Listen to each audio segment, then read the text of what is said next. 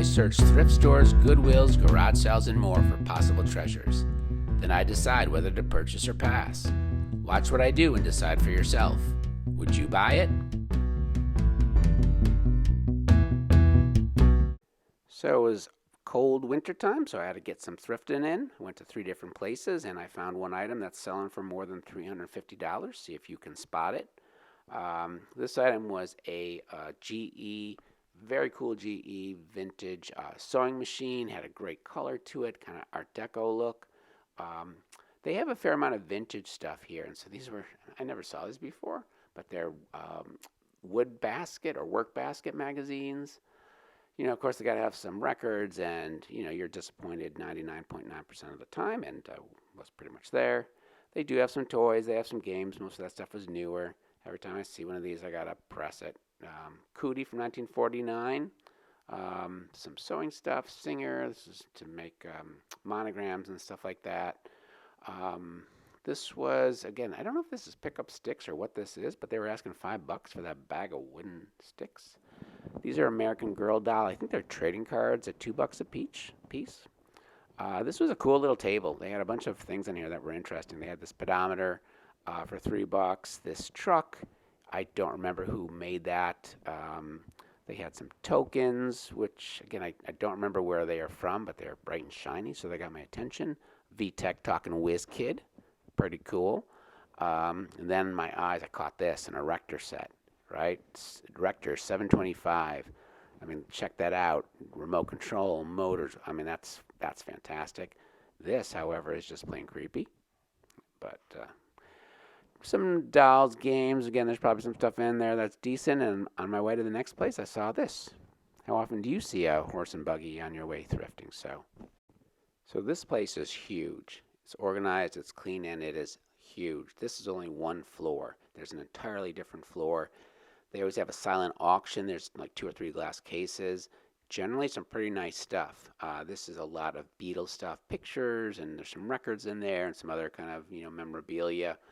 They have an accordion. They have a couple of guitars, an electric guitar, and otherwise you'll see an old radio, some tins, a True View, which I guess is like a Viewmaster. I'm not really familiar with it, but it looked kind of cool. Look at these football cards, some of those 70s in the background, and some of those stamps you used to be able to get. I forget if it was from Texaco, but those are awesome. So big lot there. Sesame Street, Fisher Price, in box. Looks pretty complete.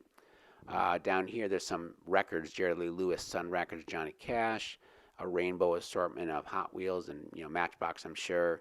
Somebody pulled out a leather satchel. Stamps, baseball cards, and here's that football lot. So it's been going for a month, and it's at $480. That was Jerry Lee Lewis Sun Records. Again, it's been going more than a month, and it is at $300. This is that vintage Fisher Price thing, and it's at, you know, $60, which is, I guess, relatively good. So stuff does not go cheap here. That desk is $400, or they're asking $400.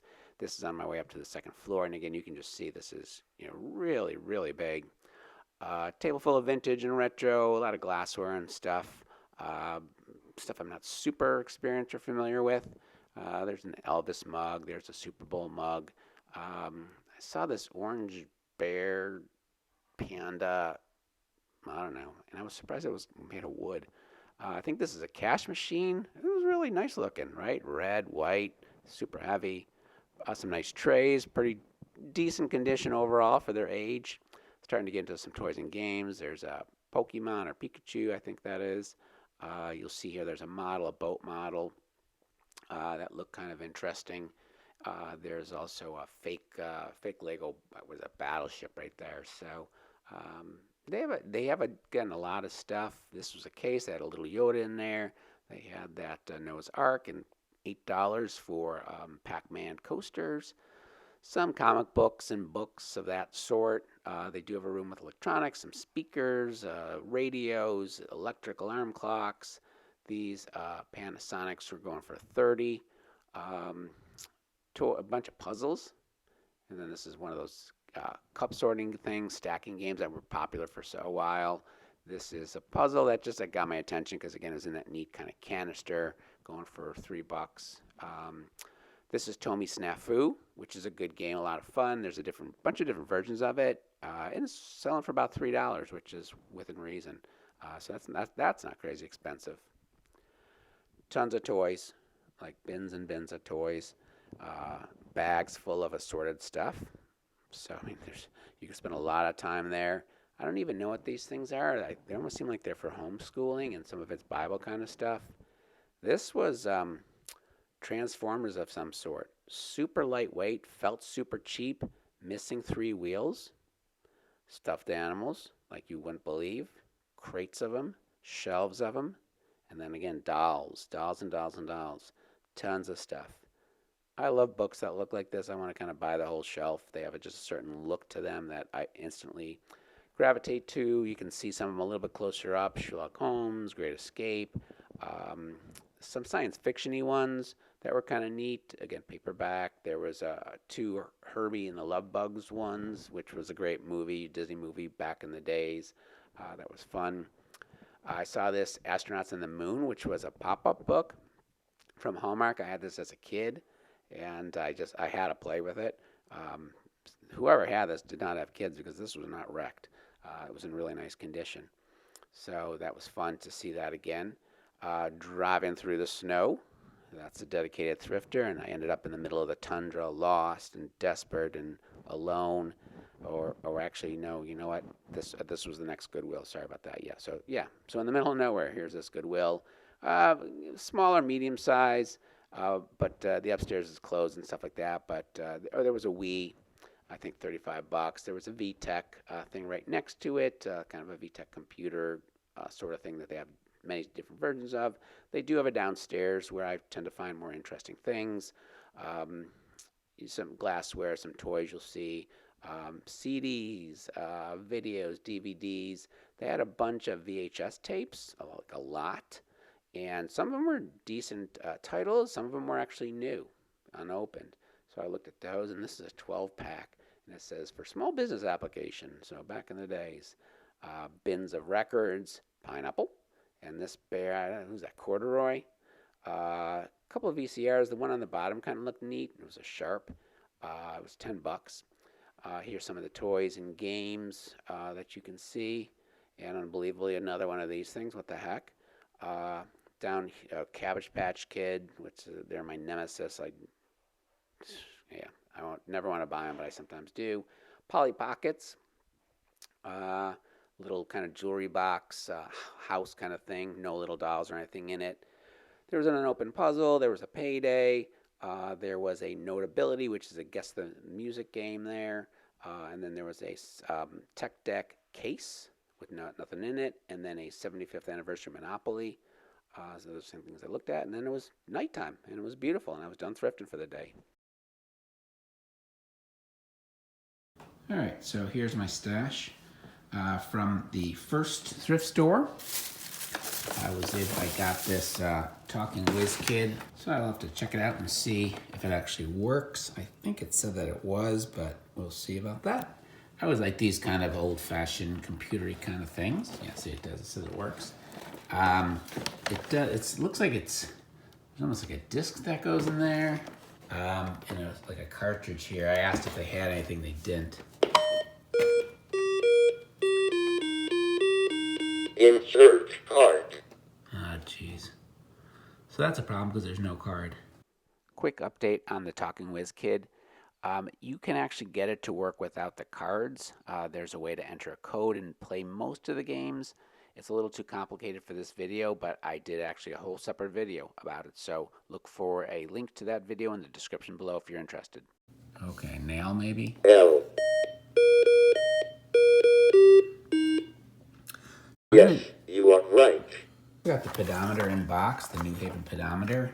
Gotta figure out how it works. They say it's like a pendulum, and I think you hang it from your pants like this, and then it shakes back and forth. So I'm curious about that. So it's in box, and it has the directions somewhere out through here. So it's interesting. It looks like a pocket watch. The Erector Set. I mean, I just thought that was so cool. And initially, I almost didn't get it because it didn't look like it was complete. But then I looked at somebody else's listing and it made it seem like it might be complete. Then the last thing I got there was that sewing machine. I thought this just had a fantastic look to it. So there's a pedal, there's some needles, and there's a power cord, some thread, but here it is. It's so heavy. It's not even funny. But the lighting's not great here, but you'll get a sense of how beautiful this thing. This is like art deco. And look at the badge on here. I mean, that's gorgeous.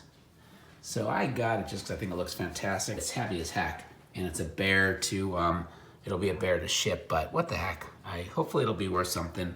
In terms of prices, everything was 50% off. So instead of $12.50, that was $6.25. This bear would have been $60, but I got it for $30. I never would have taken it for $60 because I think it might be worth about $60. It depends if it's complete and it works. This would have been $28. I got it for $14. I probably would have paid $20. And then the pedometer was $3, and I got it for $1.50. So I'm excited about those. From that desolate Goodwill, I did get this Polly Pocket thing. So it opens up. There's a drawer down here. I don't really know what it's worth. I think these things are worth something. This was, again, I think $3, $4. Oh, geez. $2. It's not in great condition. There's a little bit of discoloring. 3 of the knobs are missing. 1, 2, 3. So that'll hurt. I did get this Tech Deck Skate Monster box. It's actually nice on the outside. Inside, this is a little scuffed up. But I saw one that sold for $30. I think it's more likely to go for $20. But it was only 2. The last thing I got, as much to kind of play with it, was this, the Music Maker with 3 or 4 actually. Toddler tunes, favorite hymns, children's favorites, and Disney 2. So I'll play with that. It was $3. It'll sell for maybe 30-ish. So it was a good run. It was fun. I was out there a long time. So did you guess what the big item was? Well, it was that beautiful Art Deco GE sewing machine. It's actually up for auction now. There's 2 days left. There are 34 watchers. There are 8 bids, and it's at $350. So again, I'm not sure if it'll go for more than that or not, but there are 2 days left. We'll see. Look in the description below. I have a list of everything that I bought, what I paid, and what didn't sell, and for how much, so you can see what it ultimately sells for. I'll try to see if this pedometer works. See, I got rooked. So it says $3 here. This is $1.50 here. Again, got 50% off, so kind of got the $1.50, but gosh, could have got it for 75 cents, for God's sakes. Here's the manual. You can pause and kind of read it if you want. Supposedly, it's a self-starting mechanism, and it's set in motion by walking, and basically it functions just like a pendulum, and must therefore be attached to your hip. So I'm going to try this thing out, attach it to my hip, and I'm assuming it'll kind of shake like this. I don't know. I use this in the back to reset it, and we'll see if it registers. All right, so you can see that I had it on my hip here. Got turned around. It's showing just over 2 miles. So there's the 2. This, again, registers up to 100 miles. People must have been much more athletic back then. But I guess you could then keep track of miles over days, weeks, and months. But it does seem to be working. I wanted to take a look inside. And I used my fingernail to wedge off this back piece. Before you think I'm totally crazy, you can actually do that because the directions say that you can adjust. Oh yeah, there it is. That's so cool. You can adjust the length of your stride. So it looks like 15, 21, 27, this little awesome snake-like thing that this is supposed to shake back and forth. And I'm sure that where this is kind of restricts it ever so slightly. Then there's some gears, and so every time it does that, it's gonna count, a stride. So that's kind of neat. So I was curious to see how accurate this thing was. So I walked a mile on my treadmill. You can see that I did a measured mile, and it was pretty close. So it's a little bit over a mile.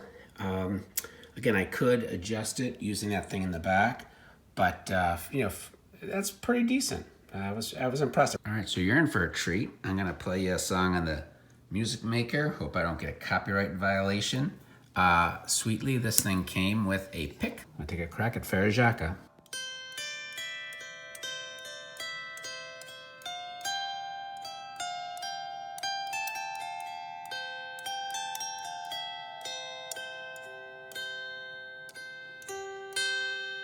And that is as good as it's gonna get. You can even turn this bad boy into a hammer dulcimer.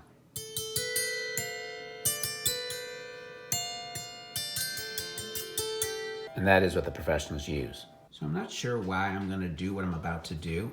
I have this thing plugged in and I got the pedal here. So I'm gonna try it. Oh my God. Oh geez. So I mean, it sort of moved. The belt has like tape on it, which can't be a good thing. So let me just take the belt off for a second. So it seems like there's two different speeds, which is interesting. So you do this thing, go slow, press down the whole way. So I mean, the motor definitely works. When I turn this, this goes up and down, which I think it's supposed to. So my guess is with the new belt and a new light bulb, if you wanted, you could get this thing working. And again, like I said, it is gorgeous. So I'm gonna take a closer look at this. I wanna see the motors, I wanna see the remote control. Pretty sure it is complete. 1, 2, 3, 4, 5. So all the wheels are there, 8 big ones, 6 smaller ones. Excellent Erector Set wrench. This is the remote control. Here's 2 motors. The original directions are here. Nuts and bolts, your heart's desire. Kind of the wheels. Some of the cool stuff, some extra axles and stuff. So I do think this is complete. This piece has some broken stuff on it, and the box is a little worn, but I don't know, you know, pretty decent. So I'm gonna check out the motors and see what I can figure out here. Look inside. One of the things that's interesting about this is you can actually control the power. Basically squeeze this and it increases or decreases the power. And the way that works is this thing here. Forward, backwards, off. So this one's forward.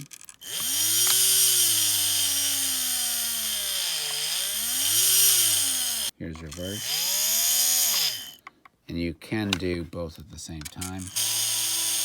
That's working pretty good. All right, so I've made the most primitive thing you can make out of a Erector Set.